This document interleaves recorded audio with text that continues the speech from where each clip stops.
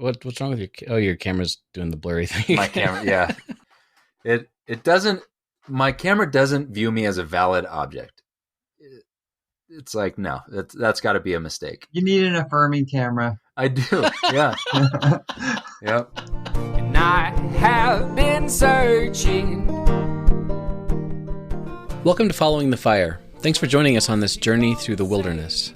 Just like Israel followed the pillar of fire and smoke, we want to take a new look at our beliefs and just follow him. And like Israel, we get it wrong a lot, we get lost a lot, but we're doing our best to go where God leads us. I'm Nathan. And I'm Steve. Don't you know it's all I have? Today we're talking to Natalie Drew. Natalie is a devout Christian, a pacifist, and kind of a theology nerd who also happens to be a trans woman. She shares her story with us of struggling with life before beginning her transition after having a wife and 2 kids, how her marriage weathered the storm, and she even gives some great advice to other LGBTQ people in the church as well as for the rest of us in the church. I do want to let you guys know that suicide does come up a few times in this episode. I hope you guys enjoy getting to know Natalie. I had been screaming all these messages I thought you wanted to hear. We're really excited today. We have a special guest, Natalie Drew, and I connected with Natalie on Twitter recently. And Natalie, I wanted to have you on the show because honestly, I was very impressed with your faith and courage, being so publicly out and proud of who you are as a trans woman, as well as your continued connection to Christianity.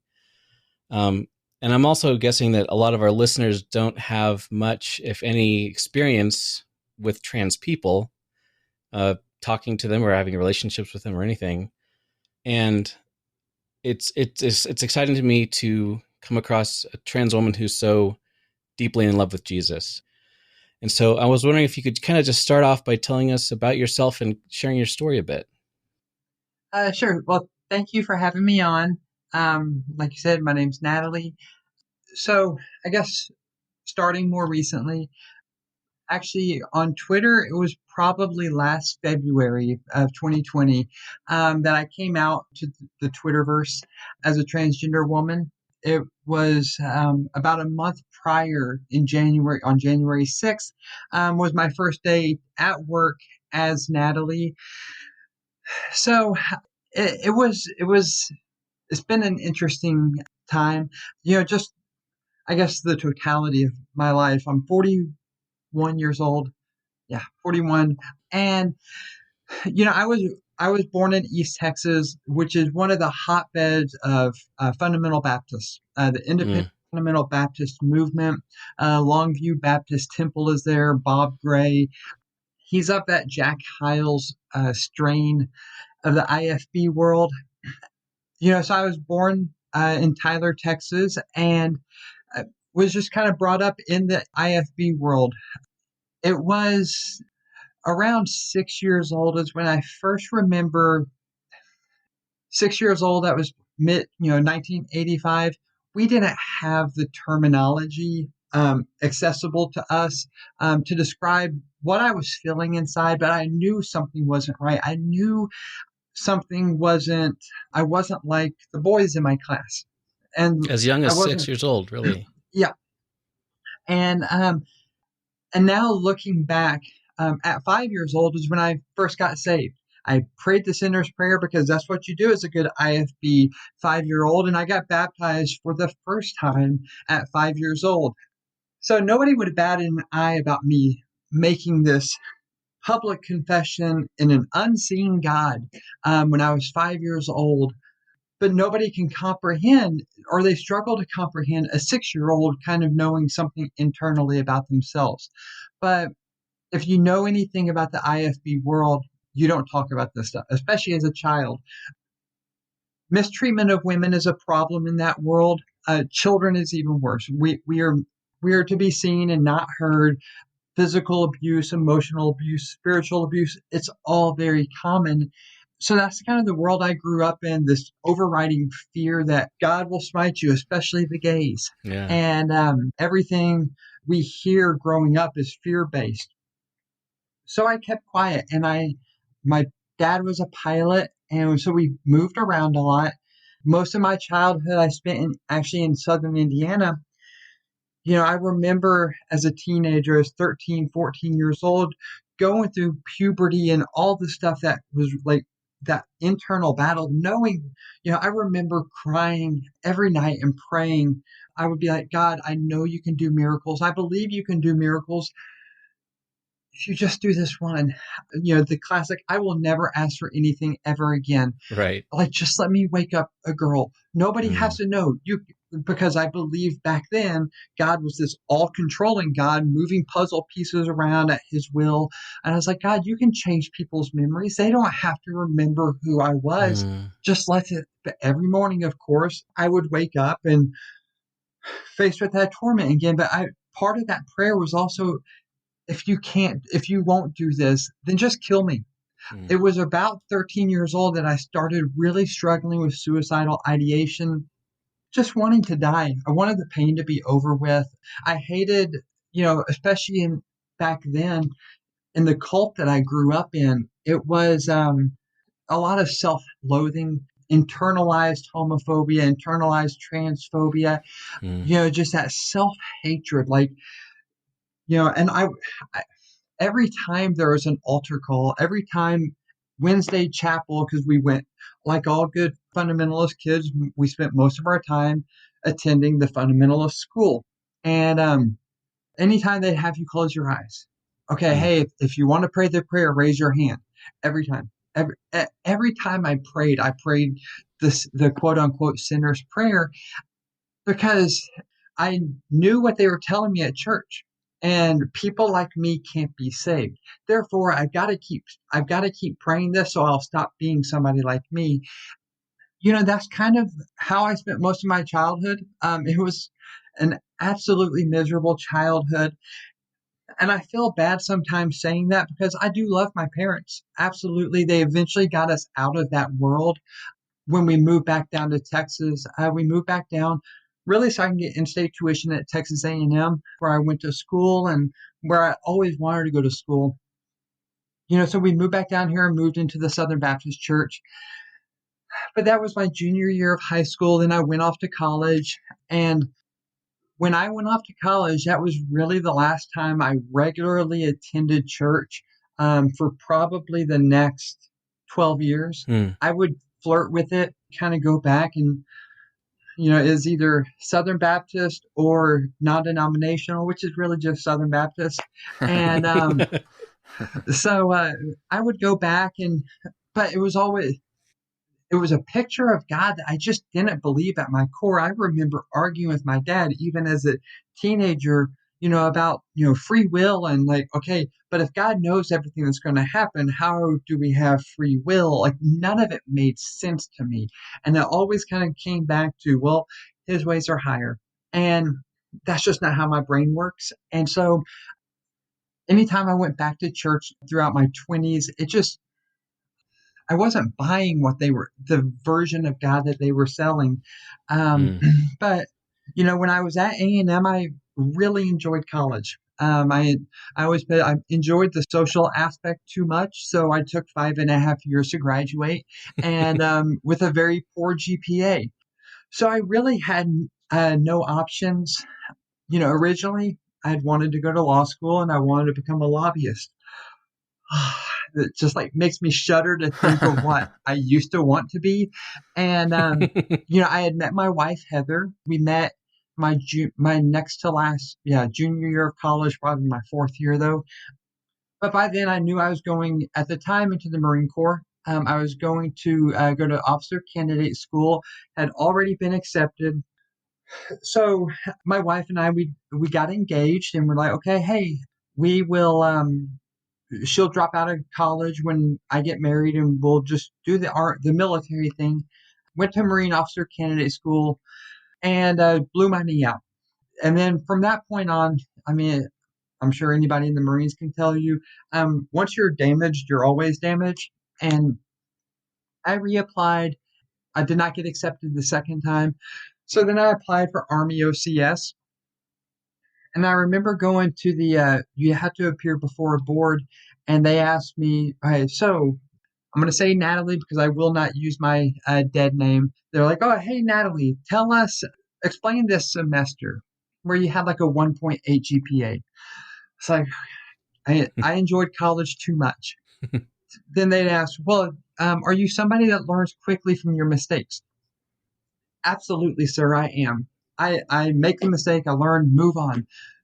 Okay, then explain the next semester, where my GPA was even lower. So I did not get accepted into Army OCS. The recruiter called me up and asked me if I wanted to come get my transcripts. And I was like, sure, let me get them because you have to pay for them. And so I go in, and he's like, well, have you ever thought of enlisting? It's like, of course not. Why would I? I've got a college degree, even though it was it was political science. Not much I can do until they open political science factories. And, and I had a bad GPA at that. But I was like, no, of course I wouldn't want to enlist. They're like, well, if you did, hypothetically, what would you want to do? I was like, well, I love the idea of fighting. I was really into that flight to hypermasculinity. I'm going to prove how much of a man I am. But I'd also like to do intelligence. The recruiter saw me coming, and he's like, we've got just the job for you. You can enlist to go special forces. So that's what I had enlisted for. But then I got to basic training and fractured a vertebrae in my back. So the special forces dreams went out the window, and I just became a regular infantry person. Kind of fast forwarding, Army took us all over North Carolina, Georgia, Alaska. And we deployed out of Alaska, 2006 to 2007. And, I spent 13 months in Iraq as infantry specialist and then a sergeant. Came back and my back went out, and I was medically retired in 2010 after back surgery. Jumping out of airplanes is not really good for your back. So 2010, I get out and I kind of stumble into a job in Houston, Texas. Like when I was in the Army, I did get my MBA, but didn't know what I wanted to do with it. And I got a job about an HR generalist position, which was totally not my personality. But the job took us to Houston, and we bought a house in a small suburb called Cinco Ranch. And this is where, like, my faith, I start to find Jesus. We happened to move across the street from a Church of Christ. My wife was born and raised Church of Christ. Very conservative Church of Christ, but there's a church right across the street from our neighborhood. And so we're like, okay, let's go visit just because we know our parents are going to ask, have you visited the church across? Like, yes, we did. It was same as every other church, we're good. We go in, and I was probably 30 years old at the time. And it's the first time I ever felt love in a church. It was immediate. It was like getting hit by a brick wall. I met people that, just the sincerity in them. And the preaching minister there, because as Church of Christ knows, we don't have pastors. Right. And so they had preaching minister, and the preaching minister there is a man, his name is Aaron. So I always felt kind of an annoyance, like I was an annoyance, because as we listened to him, and he painted this picture of a God who kind of looked a lot like Jesus. And we're like, wow, so my wife and I, we really it was so sudden for us. We're sitting, we would sit in our bed at night, both of us having our Bible in hand and going through and reading stuff and like, what do you think about this? What do you think about that? And as we kind of went back and forth with each other, there were questions would come up, and I'd shoot Aaron an email.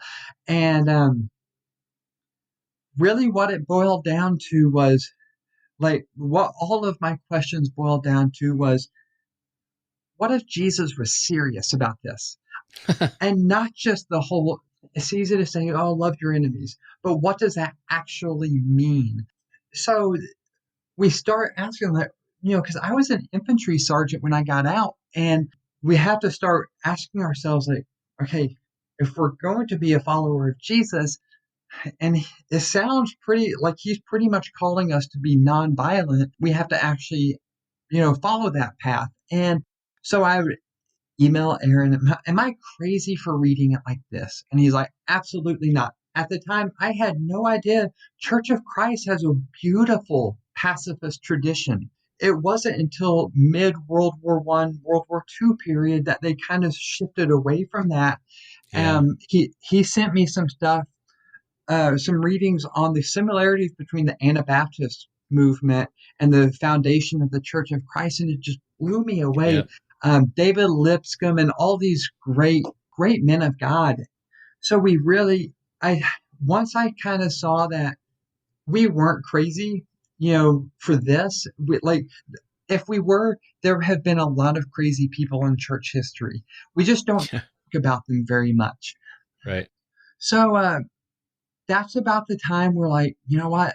Like, I think this is the way to go. I do think Jesus was serious. And we kind of, at that point, probably about 2012, 2013 is when we went, like, okay, hey, we are nonviolent.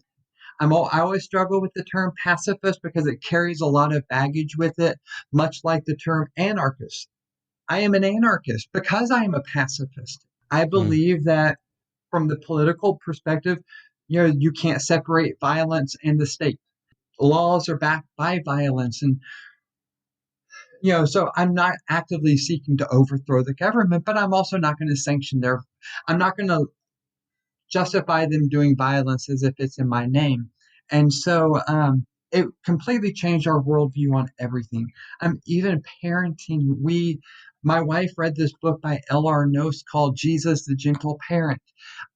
This nonviolent understanding of who Jesus is and how that applies to how we parent. And having an autistic son really gave us a lot of practice in finding creative nonviolent, because we weren't going to be able to spank it out of him.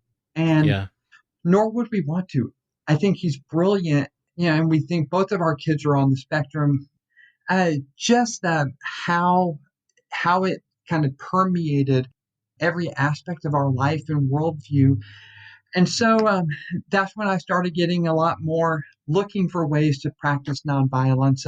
I was able to go over to Palestine with Christian peacemaker teams for 2 weeks and talk to people on both sides of the conflict over there, working towards nonviolent resolution, reconciliation, sitting in a Palestinian village and having this Palestinian farmer quoting Gandhi and MLK and Jesus because he applies it in his day-to-day life of living in the situation with an occupation living around them.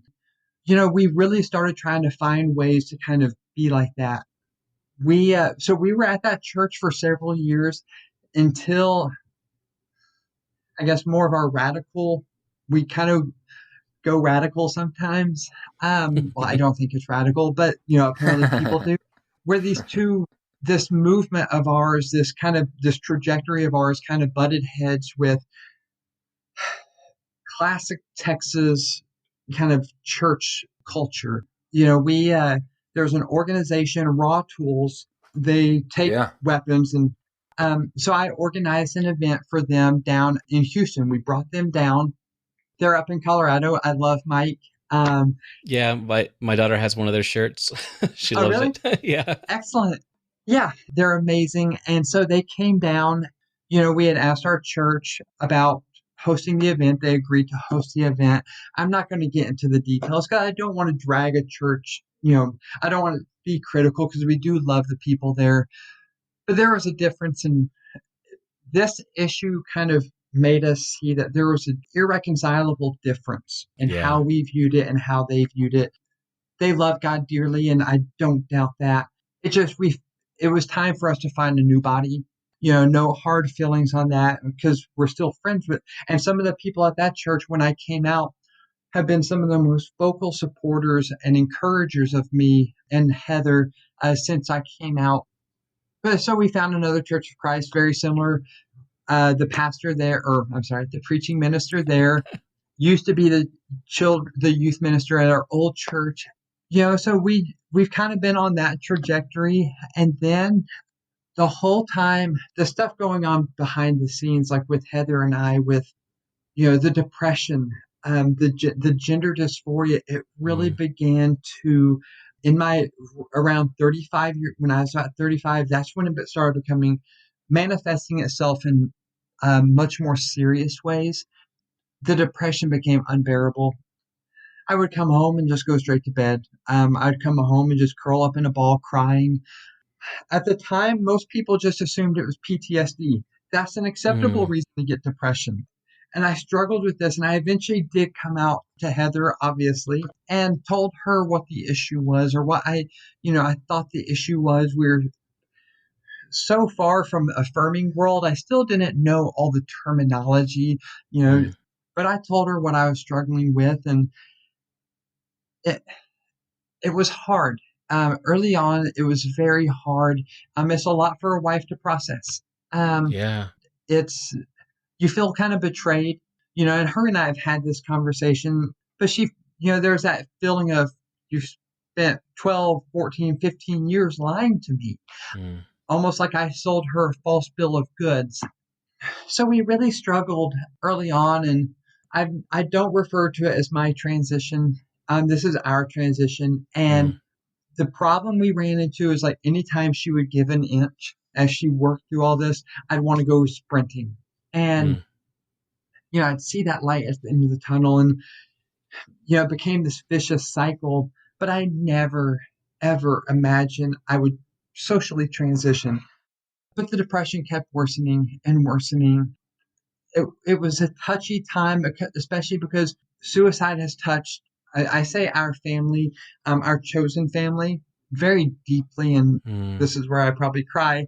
My friend Ricky from the Army, 26 years old with 2 children, but the Army broke him. And then my friend Will, we talked about a lot. He was the only person in the Army I'd ever come out to. And he had talked me back from the ledge. He was my go-to when I was kind of in that dark place. He would talk me back from the ledge. And just over 2 years ago was when, he kind of lost that battle. And so sorry.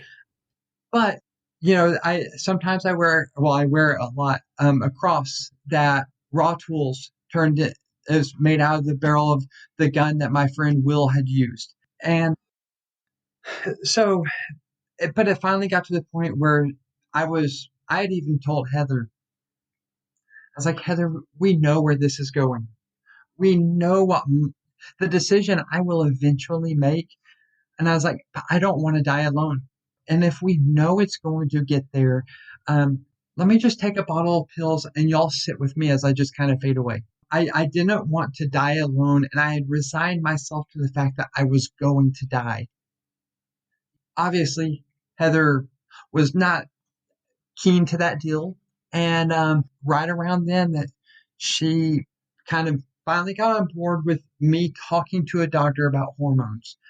And started talking to the doctor about hormones. And, again, I'm wanting to sprint 1,000 miles an hour now. But after talking to the doctor the first time, I find out, it's about 2 months before you start seeing permanent physical changes. And so I made a deal with Heather and the kids, because we told the kids, and they struggled really bad early on, but we told the kids that I will try it for 2 months. And after 2 months, we'll see where I'm at, and we'll vote as a family. We transition as a family, or we don't transition at all. 2 months later, the depression clouds had opened. I always felt like I was walking around in a fog. That had lifted.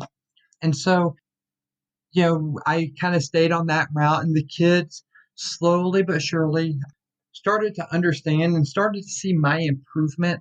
But it wasn't enough. Everybody's gender dysphoria requires a different level of transition.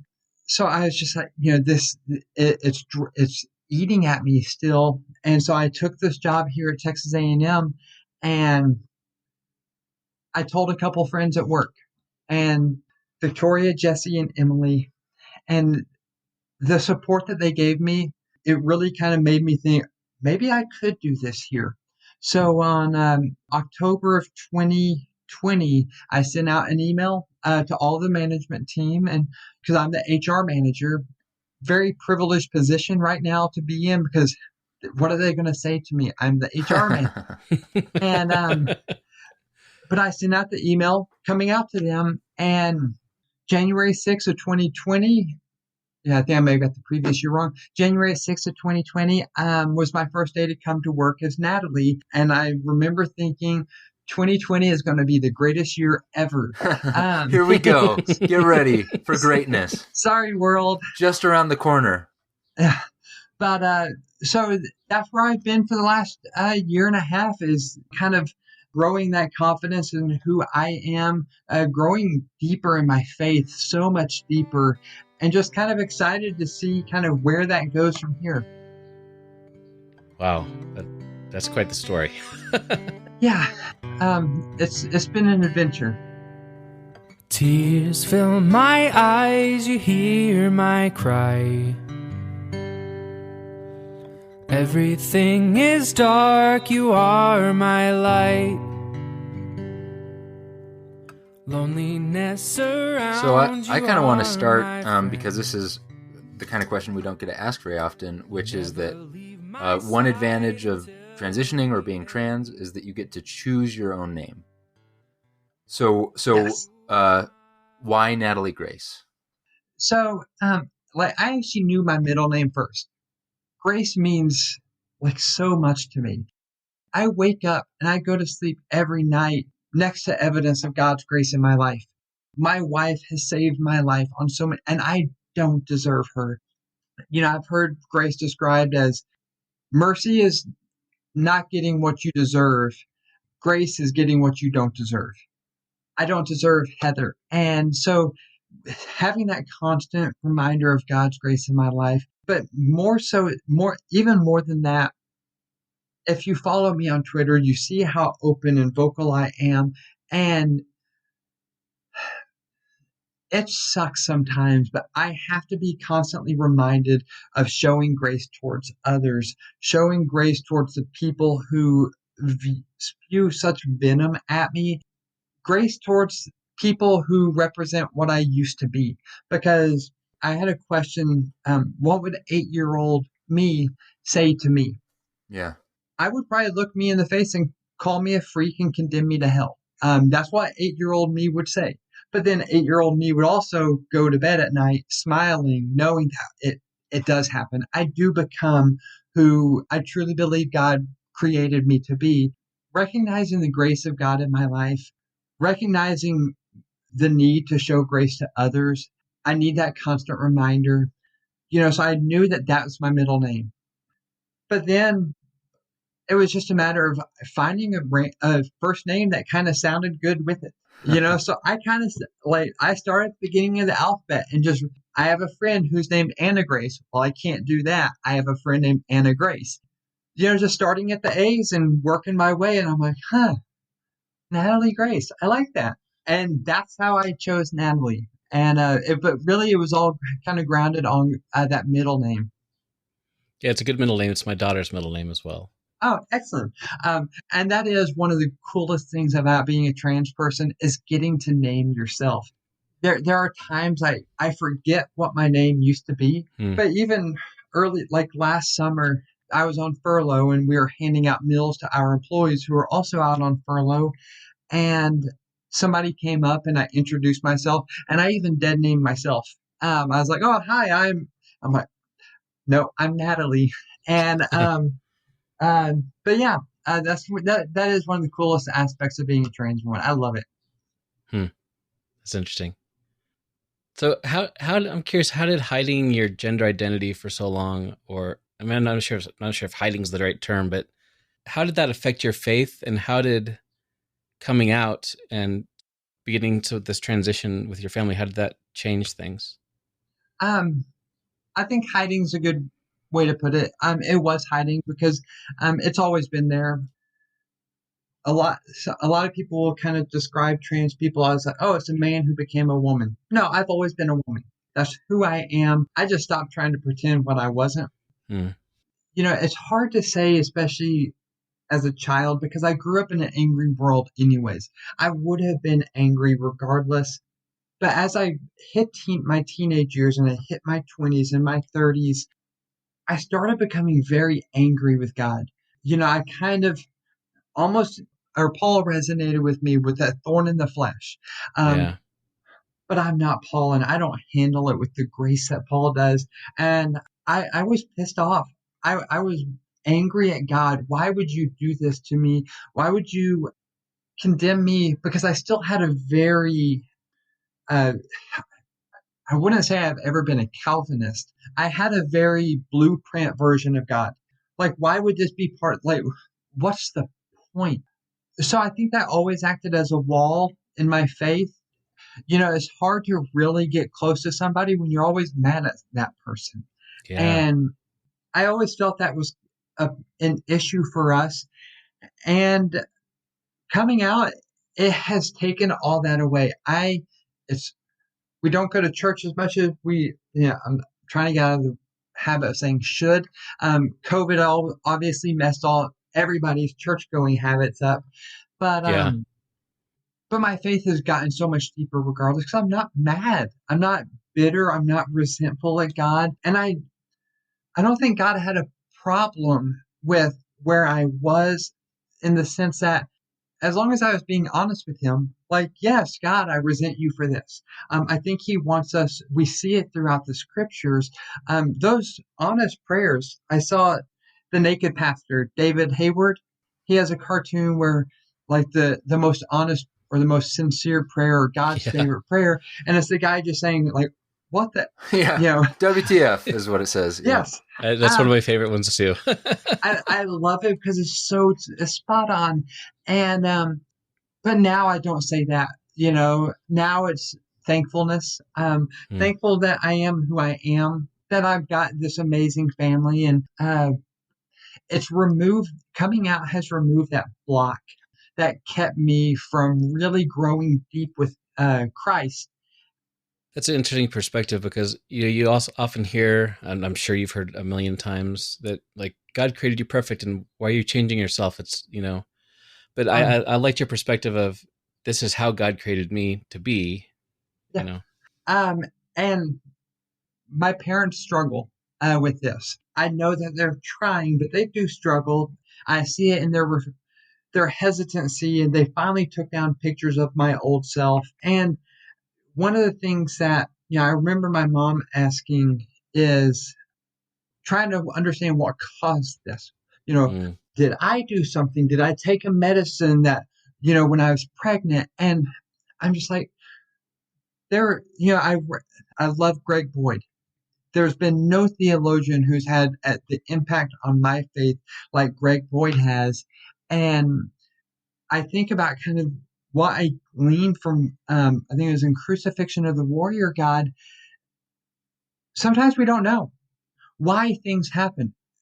It could have been, something 20 generations ago that goes a different way. The totality of this progression through the human race resulted in, whatever it may be, resulted in me being born in 1979 as a transgender woman, or girl, baby.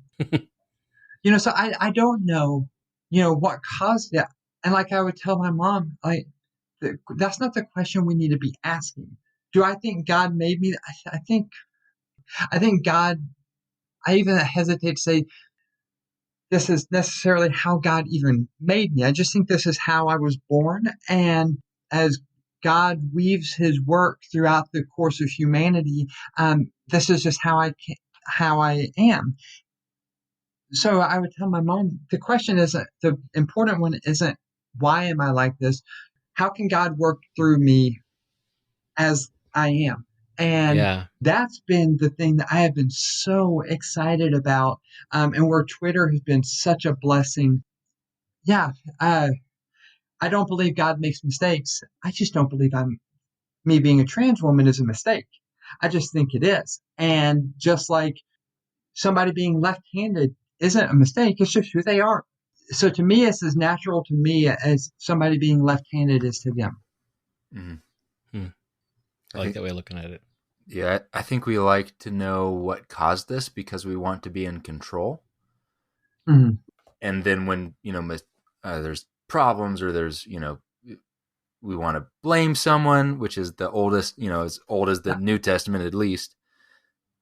I definitely like the perspective of, we could figure out what happened 20 generations ago or 10 generations ago or whatever, but we don't get anywhere when we have the answer to like, okay, fine. Yeah. What do we do now? And you're already, so you mentioned I am a theologically not illiterate, but, I would have gotten, similar GPAs to your 2 semesters there that you mentioned if I was in theology school. And I was trying to remember a word. It was like duality or modalism or something that you mentioned recently about, and it blew my mind. Oh, Genesis 1. Yeah, like it's merism, merism. That's right. So, thank you.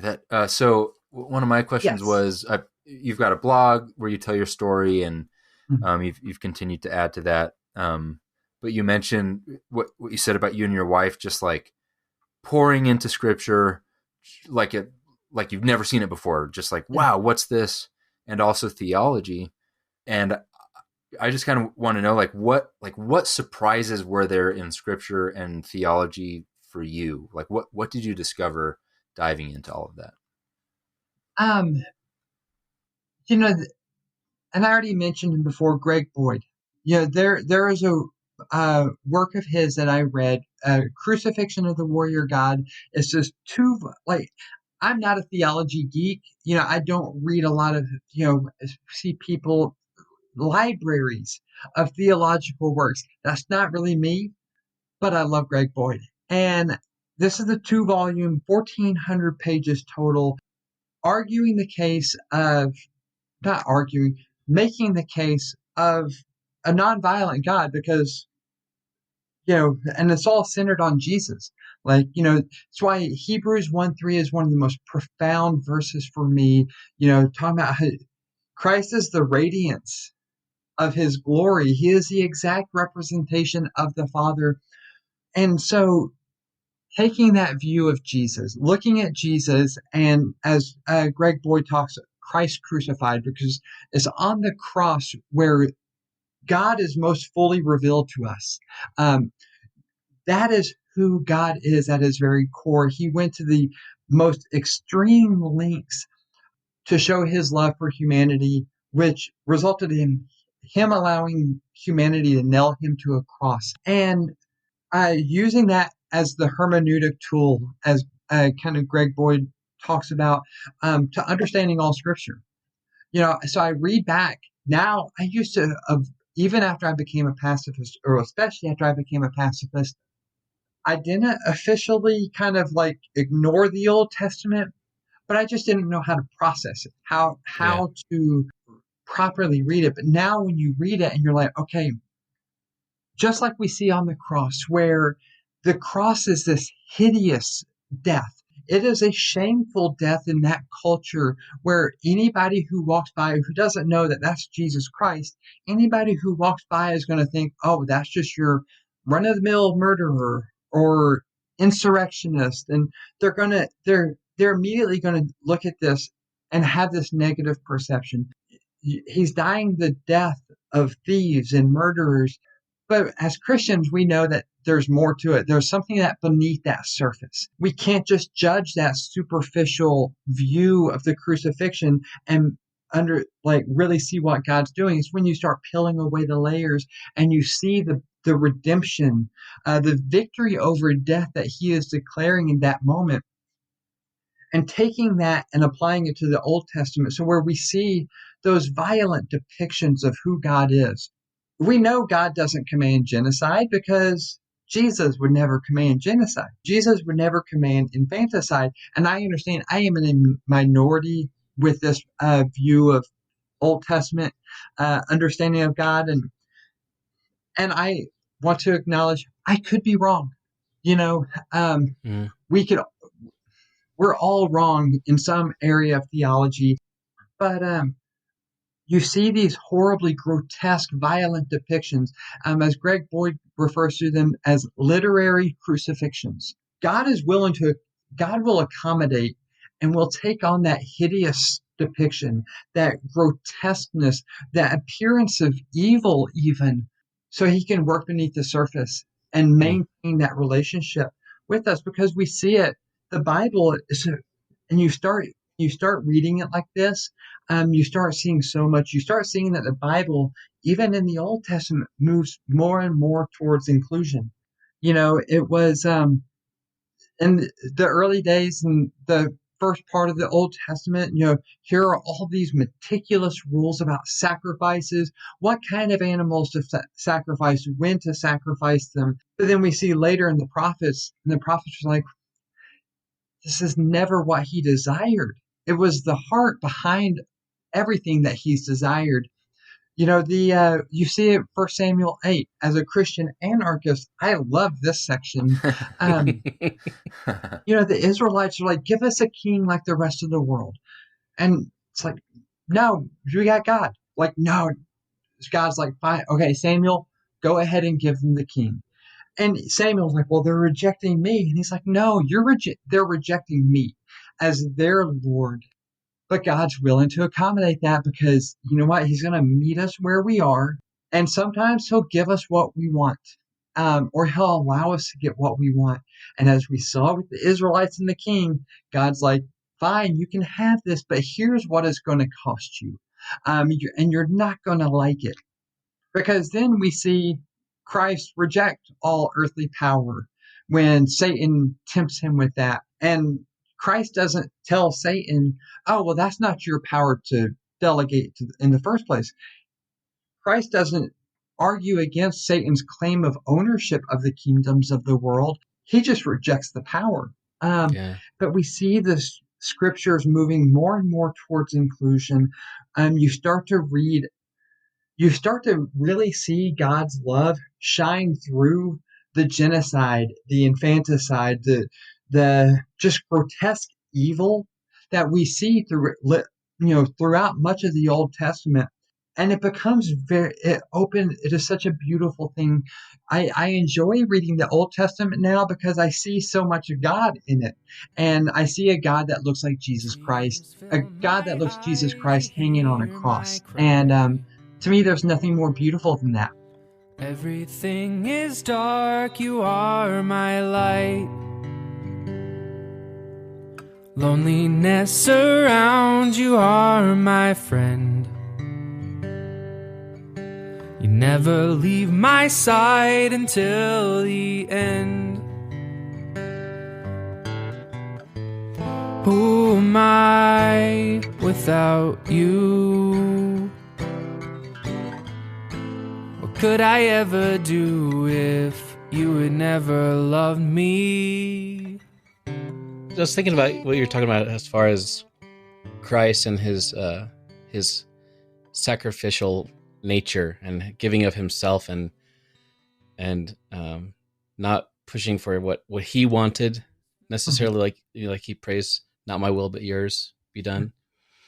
And I just kind of bring it back to your wife. She seems to be, from what I can tell, she seems to be like a perfect image of that, from someone who's just, I mean, I admittedly I would have a hard time comprehending, like if I was in this situation and my wife wanted to transition, I'd be like, I mean, so tell us about your wife and how all that worked out.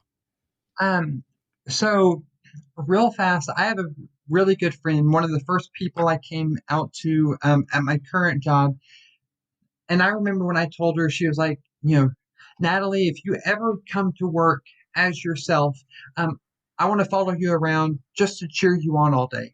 But then I came out and I socially transitioned, and she's sitting in my office one day and we're just kind of talking, and, this subject comes up. What would you do if it was your spouse? And so, I asked her, I said, it's kind of like if her husband said that he was transgender. And she was just like, she looked at me, she's like, Natalie, I'm sorry, I couldn't do it. Hmm. I told Heather on countless occasions, you're free to like. Now, I would be crushed, but I didn't want her to feel obligated to stay with me. Because we were both raised in a world where you don't get divorced. You suffer through it. So I kept telling her, I was like, you don't have to stay with me if you don't want to. And nobody would have blamed her. Like, nobody at all would have judged her, not even inside the church. And but she stayed, and she chose to love. And it was a lot of work, because there were times um, when, especially in a relationship, when you're transitioning in those early times, everything is about the transition. Like, Hmm. everything is so it feels, I would imagine, to Heather or to any spouse going through this, that their trans partner is almost being narcissistic. Everything is about us. Every conversation turns to the transition. But I knew we struggled with that church guilt about divorce. Yeah. But I told her, I was like, look, there will be no ill feelings. I would be crushed, because she is my best friend. She is the person I want to spend the rest of my life with. But I just didn't want her to do that because she was raised in a certain world where you don't get divorced. But she stayed, and we kind of grew. It was fun. Like, we got to the point where it became really fun to Hmm. grow through this together. And everybody on Twitter who sees my wife, they see this amazingly vocal and supportive wife, and she is just so amazing. But it was still probably 4 or 5 months after I transitioned socially. So, like, May, June of last year, she had never publicly referred to me as her wife. There was still that hang up. Hmm. And I think everything changed when we got attacked. We were attacked by family. One of her cousins, of course, the disagreement started between Heather and her cousin about the BLM protests. Hmm. George Floyd, that consumed everything. And she comes from a very conservative red family. So I kind of chimed into I can't resist jumping into a good fight. And we her cousin sent me immediately jumped in and started sending me direct messages, just these vile, transphobic, self-righteous messages. And, like, I'm sitting right next to Heather at the time, and it's like, I mean, most of our tweeting back and forth at each other, we're sitting 2 feet apart. And something clicked for her, and she went like full mama bear, and she posted on Facebook, she posted on Instagram, and all the social media. Basically, if you come after my wife, I'm gonna fight back. And, like, I don't even think she realized at the time that that was the first time she publicly referred to me as her wife. And everything changed. Like, that was the parting of the skies. And everything has been clear sailing after that. No, we continue to lose family, we continue to lose friends, Hmm. but we've replaced them with so many amazing people. I hate when people delineate between Twitter friends and real life friends. Those Twitter friends are some of the closest friends I have, and it's been such a blessing. You know, it was a struggle early on, but I don't think she ever truly considered leaving. We just committed to working through it. And, I don't fault spouses who can't. Even as a trans person, we've had several people who are going through the same situation that I was going through, or that we were going through. People raised in the church, they're Christian, and they come across and they find me on Twitter, and they reach out to me, and they're like, here's my situation. And I'm like, oh yeah, I was there like 3 years ago. How can I help you? And now we have one couple who, we video chat with every 2 or 3 weeks. They're going through the same process we are going through. They're just earlier in their process. and I'm jealous because she's transitioning much younger than I am. And transitioning at 40 is going through second puberty in your 40s is not fun. And but then we have one who their marriage hasn't survived. And again, it sucks. It breaks your heart. But I also, it's one of those things you just, one thing I always tell people is you have to count the cost. I went into this knowing that if it was going to cost me my family, I wasn't going to do it. I don't have the courage to do that. A lot of that kind of goes back to the church trauma, that bad teaching on divorce, and it actually may have saved us in those early days. But I wasn't willing to go that far. I would have just suffered until I stopped it on my own. But she's the most amazing woman I've ever met, and I certainly couldn't have ever done this without her. She's, we went to Las Vegas a couple of years ago. Strangely, we went to Las Vegas and didn't gamble a single penny, but she arranged for us to renew our vows just so I could have that experience as myself. But again, that was really early in the transition. I look back at those pictures. I'm like, okay, I want to do this again. Let's do that over. But Heather is just, she's this fierce advocate at this point. And, I'm in awe watching her because she's actually, the cost for her has been higher with her family because we've got 10 nieces and nephews combined. I know that I can see 2 of them. One group, I think they would have no problem, but we don't talk very much. Heather's family does not. They're not talkers. But then 2 others, it's been made very clear that some people are just not comfortable with me around seeing my nieces and nephews. And but the cost has been higher for her, and it really sucks, and I feel guilty about that. I think it's because I'm not blood to them, and so it's easier for them to kind of lash out and not be in fear of losing me. My family, they don't want to lose me because they love me and we're blood, and so we just kind of trudge through those awkward moments. But Heather's been a rock for me.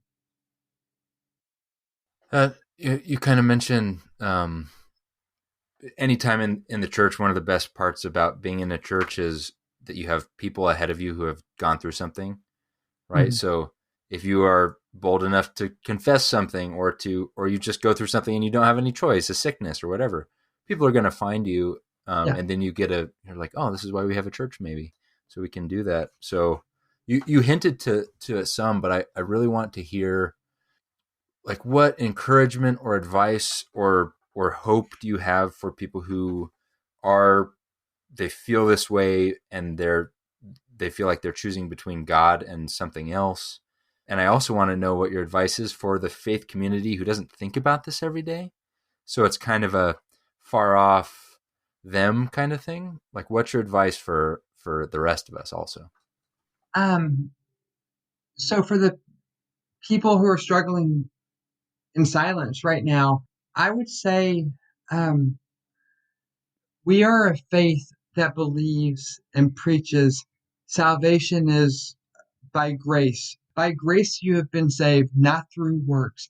I've seen way too many trans people, way too many LGBTQ people leave the faith. And it's not necessarily because church teaching on being LGBTQ. It's because it's the way they're treated. And that's one thing that I've really, I guess, come to understand. And this is what I would tell trans Christians who are struggling right now. Just remember why you're a Christian. I'm not a Christian because of other Christians. I am a Christian because to me, there's nothing more beautiful, nothing more powerful than Christ crucified. That's where my faith is. I don't care what, as much as I tried to play gatekeeper growing up in that world, God appoints no gatekeepers. Our doors are open. So I would just remind them that, look, remember where your faith is. Remember, our church has a very long track record of looking nothing like Jesus Christ. But we also have a very long track record of looking like Jesus Christ. There's always that group that is maintaining, and it's not a group isolated down to one denomination, because none of them have it. When I was over in Palestine, we were talking to this one organization, and it was a Palestinian man and an Israeli settler, an Orthodox settler, but they were both working towards reconciliation. And the settler had this great analogy where he said the truth is like a shattered mirror. And we had this tendency to pick up this shard of glass and say, aha, I've got truth in my hand. And it's like, so does your neighbor over here. So the whole point is to try to get all the shards of glass together so we can see that full truth. And I truly believe that when you get all those shards of glass together, when you grab all those different shards of theology and you discard the stuff that's garbage, like Calvinism, just joking to the Calvinists. But when you put all these together, you see what it is, and it's Jesus. So that's why I've been so much more open, drawn to Eastern Orthodoxy, drawn towards all these different Christian streams that I thought were all heretical growing up. So I would just remind those Christians who are struggling with this that, and it sounds so cliche, but Jesus is the reason. That's where our faith is. And for the cisgender, the cishet type of the church, what we think of. There's a documentary called Disclosure, and it's a phenomenal documentary, and I highly recommend it. And it talks about the depiction of trans people in Hollywood. And, they have a bunch of trans actors and actresses, Laverne Cox, Jamie Clayton, all these people. But one of the statistics they gave was just mind-blowing. 80% of Americans know a lesbian, gay, or bisexual person. 80% of Americans, but only 20% of Americans know a trans person. So in the context of the documentary, they're saying so much of what people know of trans people comes from Hollywood. And much of what Hollywood has depicted of trans people is vile and disgusting, that we are nothing more than sex workers, that we, growing up, you ask any trans person how traumatic it was watching Ace Ventura, The Crying Game, all these scenes, like even on Family Guy, they have a reference to Crying Game. And so what I would tell the mainstream church is get to know and talk to a trans person. That's one thing I have heard so much from people on Twitter, especially like in that weird Christian Twitter community, how oftentimes me or some other, there's a growing number of people being open and honest about who they are. We often tend to be the first trans person they know or have really engaged with. And so get to know us, listen to our stories, because you'll realize that, we don't make these decisions lightly. Trust me, before I'm very vocal about this on Twitter. As an HR manager, I've seen all this articles about employment discrimination amongst trans people. Before I transitioned, I had 4 professional interviews in my life, where I presented as a man and presented as a white man going into these jobs.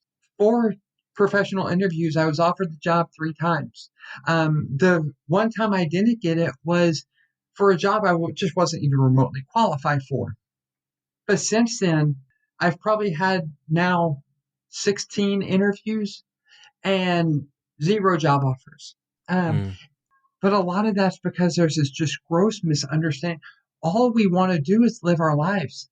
So I think really getting to know a person, and it helped a lot of people from our old churches have been great and supportive and loving, and these are both churches of Christ, but they also knew us beforehand. They knew the kind of people we were, and they saw the sincerity of our faith, and they understand that our faith is no less sincere because I'm a trans woman. And they may not understand it, but I think getting to know and listening to a person, there's always this rush to tell a trans person about their experience.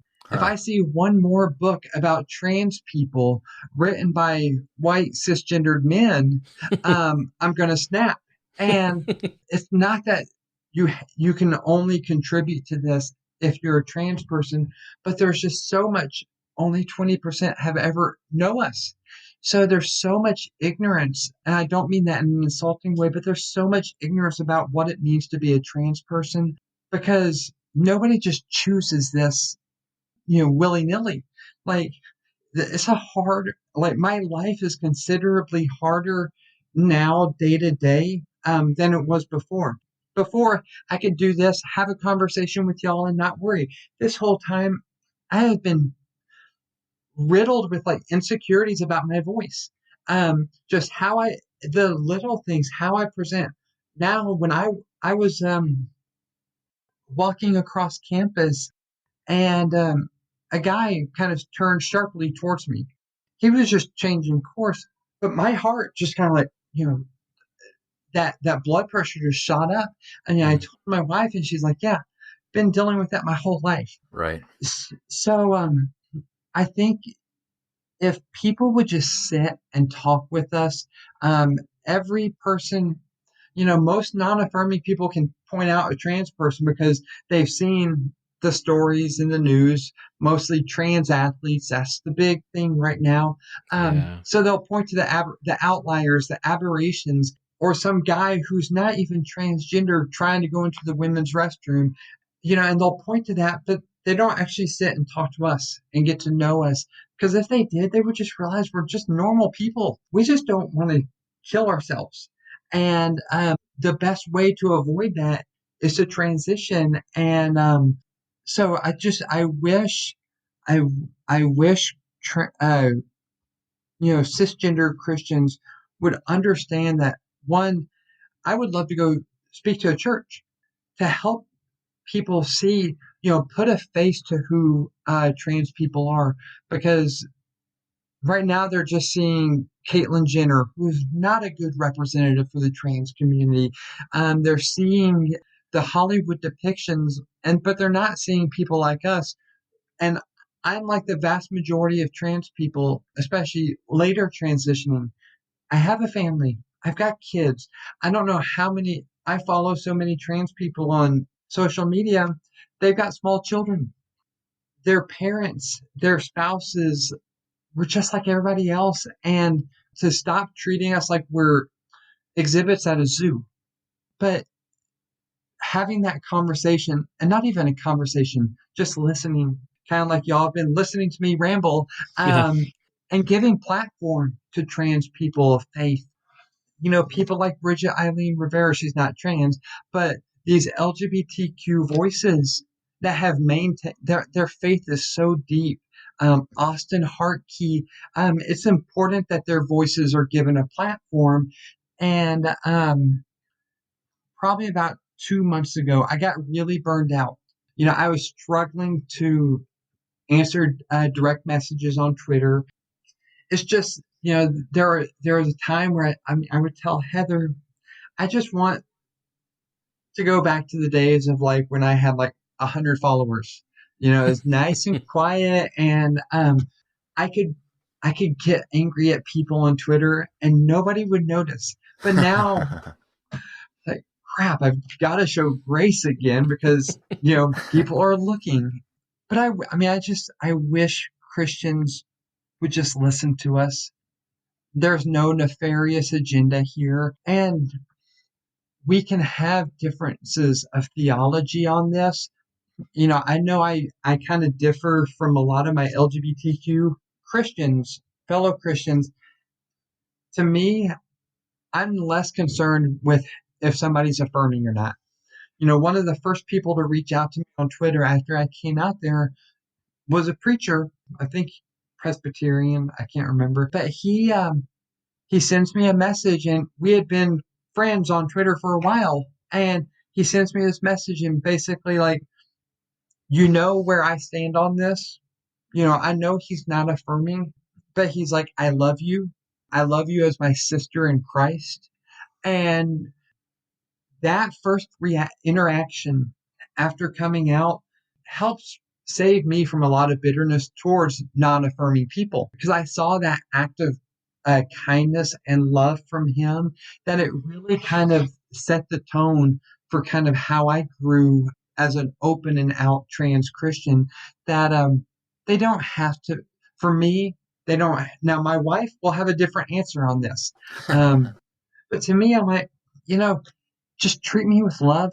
You know, are you being kind? Are you being patient? Are you trying to provoke me? That's where misgendering is such a big issue for me. Love doesn't provoke. If love doesn't provoke, then why do something that's going to provoke? And all it's going to do is create and this is where I've really struggled with a lot of, I guess, mainstream Christians is, if you want to sit here and say, you're condemning me to hell, whatever, and their understanding of hell is always different than mine, but, they want that lake of fire. They want to condemn me to that. But if you're really worried about me going there, then why are you treating me like crap along the way? Shouldn't you be trying to kind of draw me away? Because nothing about the way that they're being is drawing me to that. Yeah. I mean, speaking as a guy who, like, in high school, I was like super right wing, like hardcore. And over the years, I mean, I know that so many Christians have this crazy idea of what a trans person is. And like, there's just so much fear because nobody knows you. Yeah. And even after talking to you just for an hour here, I mean, it's like, I wish people could get to know you and see you, and hopefully just listening to you on this podcast will help. But I mean, you're a great person. I wouldn't go that far. No. Well, I don't see how anybody could listen to you talk and not see the spirit in you, and see that your love for Christ, and not come away from that thinking hopefully different than they did before. You would never love me.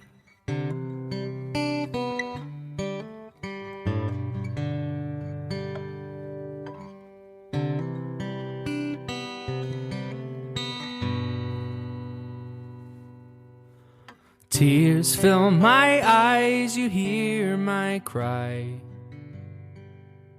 And that's really, I get pistol whipped with the same verses. And what I continue to have to, because there are times it gets bad, especially when I get that Theo Bro Twitter kind of targeting me. And they've come after me a couple times, 4 or 5 times. And it can get very kind of oppressive. Yeah. It weighs me down. It bothers me. It puts me in a wrong spirit. It makes me very angry. And, I really wish that people could understand the impact of words. When I came out to my parents, as I did with most things with my parents, I told them I drank alcohol during the middle of a fight. I told them all my greatest sins. I do when we're fighting, when me and my dad are fighting, and it's kind of my way to dig. And that's how I came out to them. Because my dad had shared something on Facebook, and I didn't intend to come out, but when you're sitting in pews next to somebody, you don't know what that person is struggling through, and you go home, you get on Facebook, and you share something that's just unbelievably transphobic or homophobic, and that person who is sitting next to you at church sees it. The impact, the harm that creates on that person because I saw it all, and that's what led me to coming out to my parents. I couldn't take it anymore. I'm like, you can't sit here and share this stuff. And here's why, because the people that we all think it's like, it's just joking. Mm-hmm.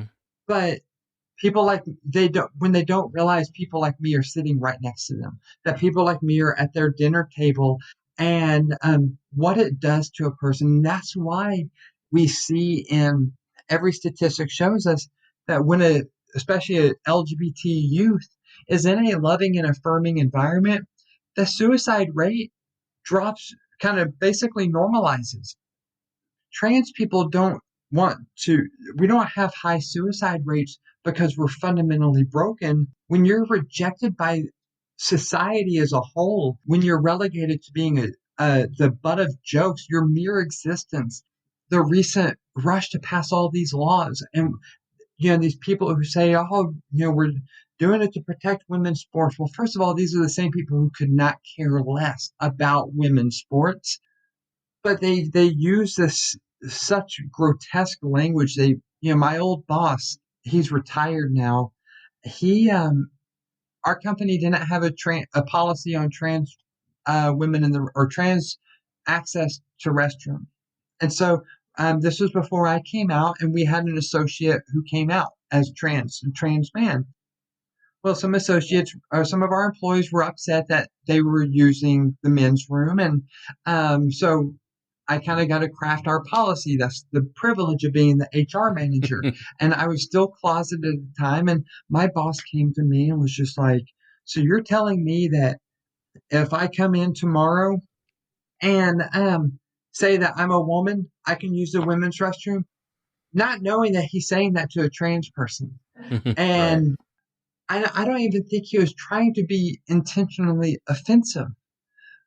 But the how things are phrased, it matters. And I really wish, that's one thing I try on Twitter, and I fail way too often at that because I say that I'm a pacifist, but that's got to include my words and how I communicate. That's hard. And yeah, that is really hard, and not using those words as weapons. That's why with our kids, we're very,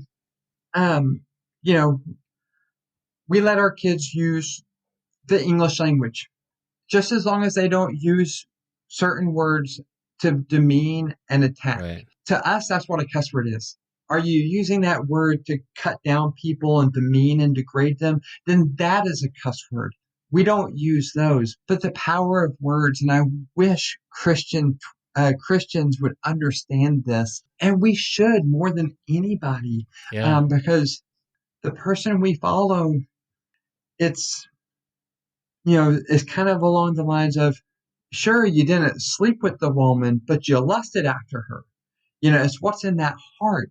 And we forget that what's in our heart, we may not go be a gay person, but we do that in our hearts all the time. And that's really where I think we fall short as a church. And I wish we had gave more platform to trans people in the church, because right now we're the scary element. And that's the frustrating part, is constantly having to be on the defense for who you are. I think in the church, like we've heard the power of the tongue to destroy. We kind of understand those words, but I think that we have a blind spot to where we think we're talking about an abstract idea or a far off boogeyman enemy culture sometimes, and we think we're safe in the room. It's almost the problem that happens in locker rooms. I was never comfortable with the locker room talk, right? But what happens in a locker room is, there's a bunch of 15-year-old boys in this locker room, and that's where we're safe to talk this way. And that's what happens in a locker room, right? And it's not okay to do that, and it's not safe. There's people in there that are that you're impacting directly. And in a church, it's this locker room where we kind of imagine everyone grew up like us, thinks like us, has the same, not just the same Jesus, but we kind of forget that our culture comes with us into the church. And then we talk about these things on a Wednesday night that, again, we think are like the enemy. Oh, they legalized gay marriage. And we talk about that for a little bit. We don't realize that we're talking with people sitting next to us who we are harming directly with our words. And I think it's even more dangerous because sometimes those words aren't even spoken with like maliciously. It's just kind of, does that make sense? It's like, I'm not even mad. Absolutely. Yeah. And so it's so hard I'm sure I have done this before. I don't know to what group or to what area that I thought I was safe, politically or theologically or whatever. But like, how do we let the love of Christ seep into us so much that even we're not afraid of those boogeymen so much that we're. And, and it's not just LGBT people. I mean, you hear jokes about people who are heavier in weight, and sometimes it's just so easy because there's somebody, for example, Donald Trump. It's easy to try to, depend, and it's not just Trump, it's either side of the aisle. It's easy to jump on and insult and demean the other person. That's why I hate politics. But I've seen people say on the left who make these comments about almost like body shaming comments, and it's like, wait, that's not what I get it, you don't like him. Like, to me, him and his support, you're among friends. They're here. a threat to people like me, Yeah. Well, you don't have to. Yeah, you don't have to turn that into an insult against people who are old and overweight. Because people are hearing those comments. Right. That's such a good. Yeah, it's the same exact thing. It's like, I've got an enemy. I don't know Donald Trump, but I know that I don't like him, or as a culture, the people I'm with, we don't like him. And so, this happened with George Bush. I remember he's a moron, or Yeah. And, it's like it's like in any war, you drop a bomb on a target. Well, sure, you may make that comment, that body shaming comment towards a political rival, but there is collateral damage outside that targeted area. Who sees those comments? They're that for probably for 20 plus years, I struggled with an eating disorder. For me specifically, bulimia just had absolute control on me. And every time I'd hear those comments, the jokes, and people don't realize who's going through what. That's why, there's a tweet that went around about not sharing your pain online. And, everybody reacting to that. And I love the reaction because we absolutely should be more open and vulnerable. I am more open and vulnerable on Twitter because so many people have created a space for me to be open and vulnerable. And that's really what the church needs to be. We need to be that space where people can come and be open and vulnerable and say, look, this is who I am. I'm struggling with depression. I'm struggling with anger. I'm struggling with addiction. Maybe I'm fortunate in the sense that I've struggled with addiction because of the back issues from the Army. Pain pills nearly took me. Again, Heather saved my life. I've struggled with eating disorders, with depression, with anxiety, and all this stuff. And I feel like I have to be open and honest about it in order to kind of help create the space. I'm not creating anything, but kind of make that space bigger to where others can say, oh, well, I struggle too. Because that's where I think we start to look more like the church, is when we are that broken place, or that place that's safe for the broken, where we're not obsessed with telling them how they're broken, but just loving them for who they are. But part of that means we have to tame our tongues, and that one really sucks. Yeah. There seems like there's a key that ties a lot of what we just talked about together. You write on one of your blogs, you're talking about kind of some hate you've been getting. And you mentioned the story about the preacher, and you said, I'm not demanding you affirm my decision. I'm demanding that you affirm my humanity. Yeah. And if, as a church, I feel like anytime we have a neighbor or an enemy, and we start thinking about these topics or talking about people, we are constantly given this choice to be either humanizing or dehumanizing. Mm-hmm. And we want to dehumanize our enemies and lower them down because it's easier to hate them, or it's just easier to make them into a caricature of something. And what you're calling for, and what our God does literally, is humanize himself, and then he gets in trouble for humanizing all the people around him. That we call things like, well, that's a sinner, that's a tax collector, that's a prostitute, that's a Samaritan. Those were all ways to dehumanize them. And so Jesus is so busy, just like, okay, well, I better keep eating with them because to rehumanize. Yeah. Maybe they've come out with an official position. But the last time I heard Greg Boyd and his church talk about this subject as it applies to LGBT people, and now everybody's being asked, what's your policy? And he talked about how they're really hesitant to have a policy on this simply because it dehumanizes. Instead of saying, hey, you're Natalie, they start to say, well, you fit under this policy. We've got to handle you according to this policy. And I become words on a paper instead of a human being with flesh and feelings. And, I love how his church is approaching it, because I also feel confident that I could go to his church and not feel unwelcomed. I believe that they would be welcoming and loving. I've engaged with one of the pastors there for years now on Twitter.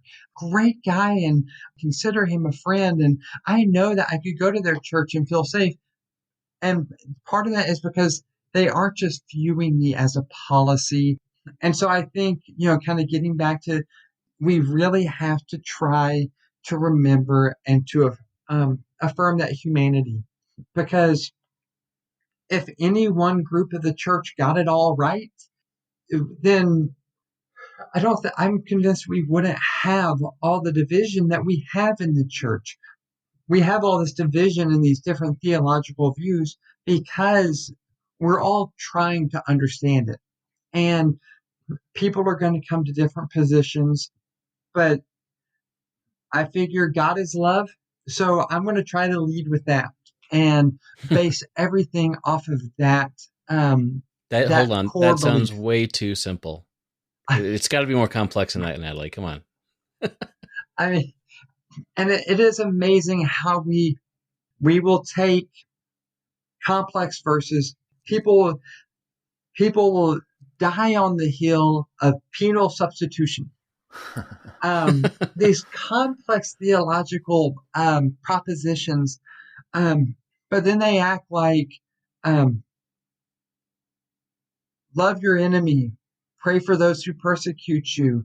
If your enemy strikes you on the right cheek, turn to them the other. Don't resist an evil person. And we take all that and we're like, wait, that's a little bit too complicated for us to grasp. So we turn the hard things into like, oh, well, this is obvious. And we turn the easy things into these vast complications. But in the process, it's only people that get hurt. Because since we are talking about theology, this is core of who we are. And when we start to turn theology into weapons, and we've seen that it's why we have the Great Schism. That's why we have the Reformation. We start to weaponize these things, and the church becomes weaker when we do it. Yeah, I kind of wish our policy would just be to love each other. Yeah. Start there. I often get asked, because there's another webpage or website that I like to post on, and I always get asked when people trying to play the whole gotcha game, like, well, what is love? I'm like, this isn't complicated. Yeah. What is love is basically a revamped version of who is my neighbor. Well, yeah. Wait a minute. It's exactly the same. Let's draw the box back around. Yeah, we just talked about that, and I maybe just last week, but I wondered if one of the keys to understanding that verse is this other verse that's always been complicated to me, which is where Jesus says, he's looking at these children and he says, you kind of have to be like one of these to enter the kingdom. Yeah. And we're like, oh, and they're very good at theology and, judgmental. No, they understand what faith and trust means. Yeah. They don't ask like, where should I draw the box around my love? No. Yeah. They're fine with, they're like, okay, love can apply both to blankets and people and whatever, like all the way. I don't have to draw that in. Yeah. Some of the best teachers I've had in my life have been my children. And, our kids could not be more polar opposites. But they've taught us different things. Our son taught us about patience. And I don't say that as a way of saying like, oh, he's really tried our patience, but love is patient. And he's taught us to love better because we have to be patient in understanding who he is, because just as the world struggles to understand who I am, he's going through the same thing, but from a different perspective. And so he's taught us, but, he's a lot more blunt. Like, getting him to go to churches, church is not his favorite place in the world. So this past Sunday, we went to there's a church here in our community, and he didn't want to go. Like, he's at that point, we're like, okay, when we want to not force him, but he, I was like, hey buddy, we're going to go to this church. It's we've only been once before. And, he was like, no, but I'll pray before. Or he was like, I'll pray while you're gone. I'm like, all right, you were talking about praying. Great. How his mind works, I think God really digs that.